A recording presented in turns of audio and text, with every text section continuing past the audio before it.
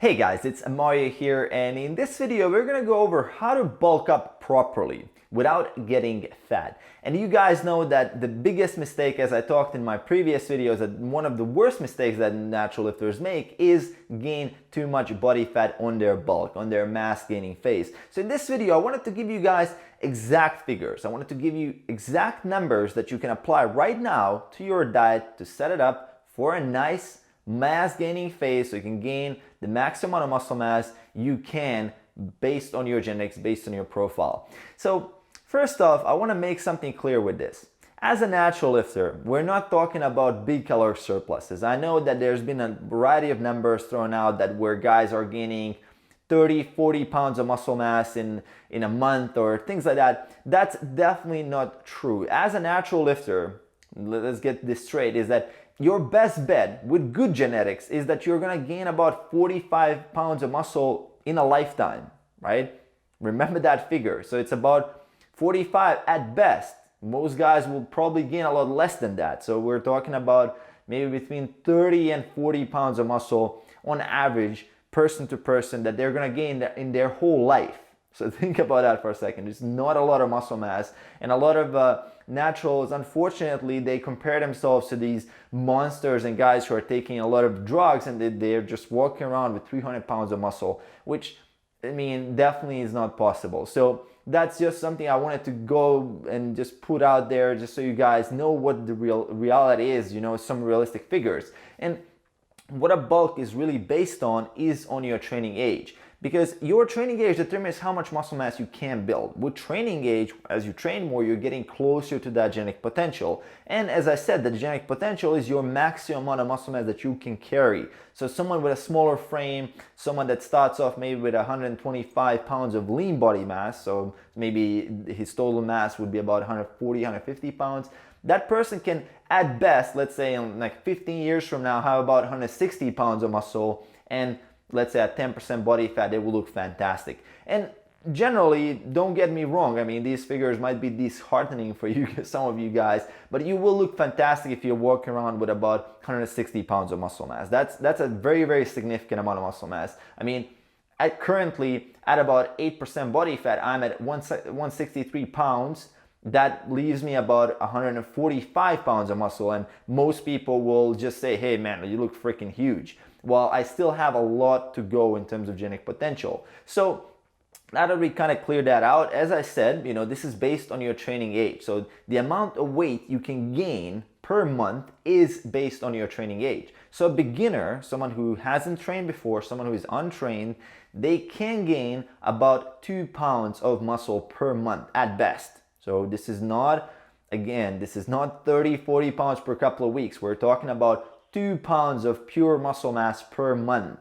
That's at best, and as with everything in research, we're looking at the bell curve. So it might be less, or it might be a lot less, depending on your individual response, on your genetics, and this is something that is completely out of your control. But we're gonna look at these numbers as averages, as something that you can definitely aim at. So when I say a beginner can gain 2 pounds per month, what does that tell you? Well, that tells you that if you have a beginner who's not training, who's eating at a maintenance caloric intake, basically their caloric intake is maintaining their weight, they, plus with good training, if they want to gain those 2 pounds of muscle mass, they would need to eat about 7,000 calories per month extra. So that's their surplus. And this is a very important figure. I mean, I didn't pull this figure out of my ass. This is actually a figure that is calculated, and this is pretty much an average from all the data and from all the things that I've gathered. We're talking about that to build a pound of muscle, you need about 3,000 to 3,500 calories extra.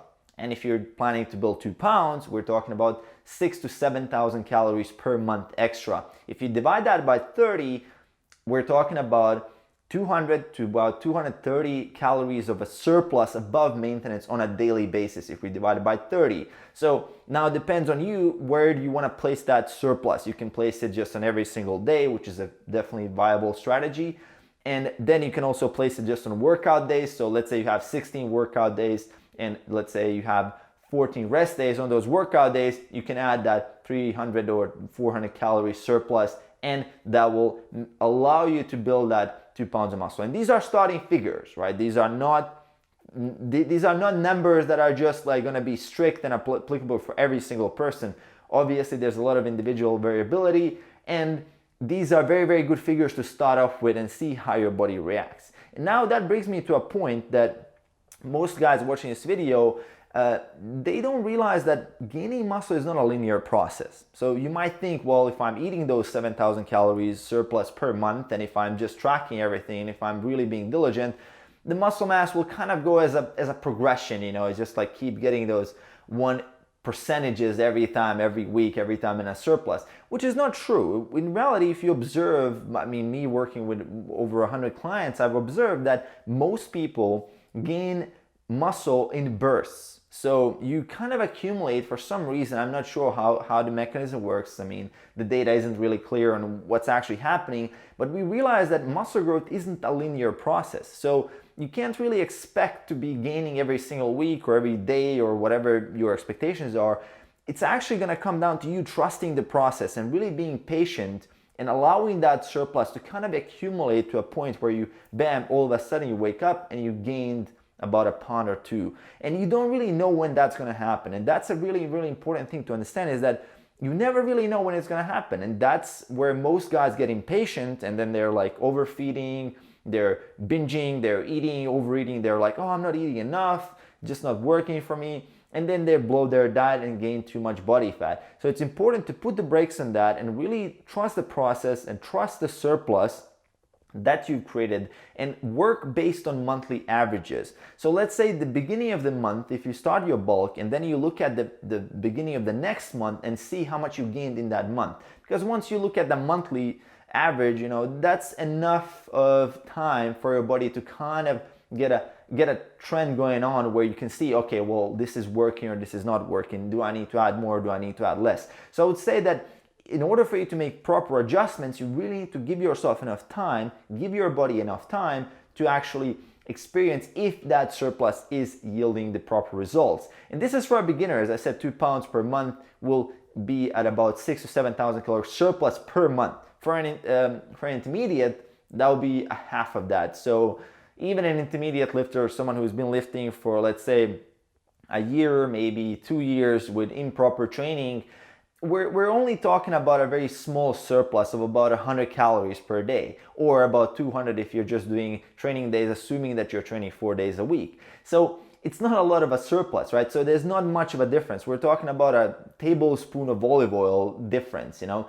And obviously, again, these figures are just starting points, because we know that if we overfeed certain individuals, their NEAT levels go up and their non-exercise activity thermogenesis simply shoots up. Well, they start to fidget more, they start to burn off more calories, and there are certain studies showing that overfeeding can yield massive differences between individuals. I mean, some people will start burning an incredible amount of calories. They actually did a study where they fed people an extra 1,000 calories and they measured how much they expended. There are people from that 1,000 calories that were overfed that burnt off about 700 to 800 calories, which is quite insane, right? So they just burn it off by standing more, walking more, fidgeting more, maintaining their posture better, blinking more. Their organs are a big contributor of non-exercise activity thermogenesis, so their organs work faster, more, and it's just the way your body works.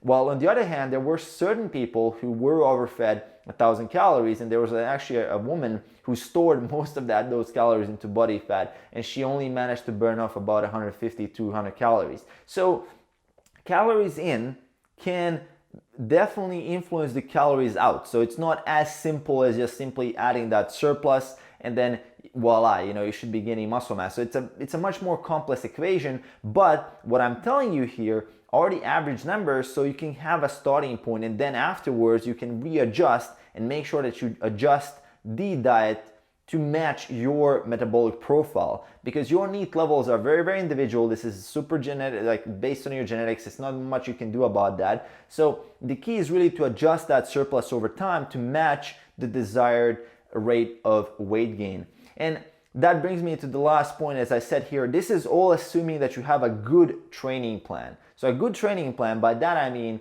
that you should be getting stronger in the gym. So if you're not doing that, I mean, no diet in the world will help you. Diet itself is just a permission for your body to grow. It's not a stimulant itself. So me eating 250 grams of protein a day doesn't do anything if I'm not going to the gym and training. I know a lot of advice out there that you're gonna read, a lot of, I would say, bullshit, is that you need to just focus on the diet. You know, diet is 80% of it and training is just 20%. Well, they're equally important. And not only these two factors, but also your factors of recovery, your stress levels, a lot of other things can influence the rate of muscle gain. And all of these things need to be taken into consideration. They need to be individualized. That's where me as a coach, that's what I do as with clients. I make sure that I individualize their diet and their training and their recovery to match the exact rate of weight gain they need, and to optimize that to make sure that we minimize the amount of body fat we gain. And bring me to the final point is that you always will gain some body fat if your goal is to maximize muscle mass.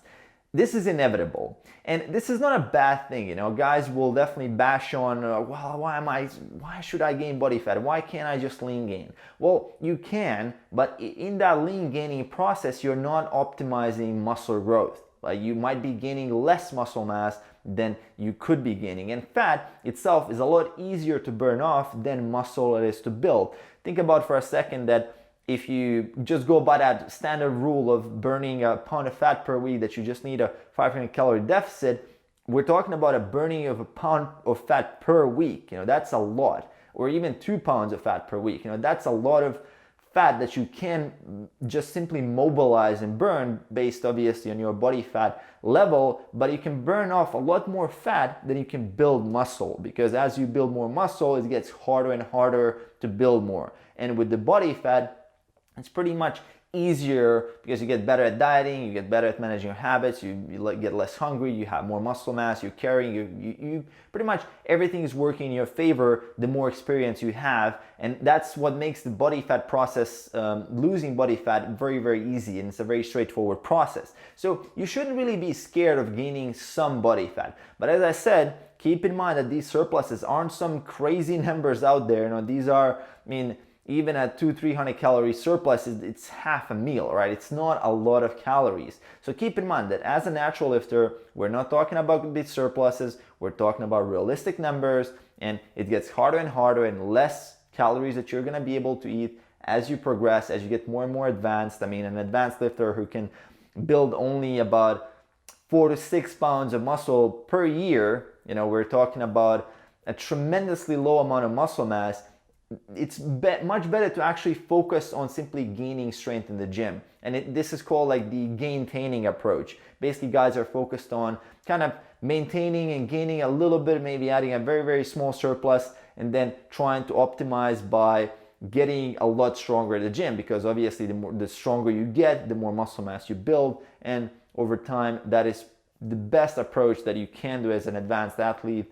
And as I said, all these things I've actually discussed before based on your training age, how much muscle you can actually build. So I'm gonna leave some links for you guys in the description below to check out, to learn more about this. I hope this video was informative. I hope this video was helpful for you. This is pretty much all you need to know as a natural lifter when it comes to bulking and how to set up your diet. It's pretty straightforward. I gave you some math, I gave you some calculations. Now it's time for you to sit down, do some calculations for your body type, for your own diet, for your own training schedule, whatever you have. And aside from that, if you have any questions, make sure to hit them in the comments below, and make sure to hit that subscribe button to support the channel, and I'll see you guys in the next one.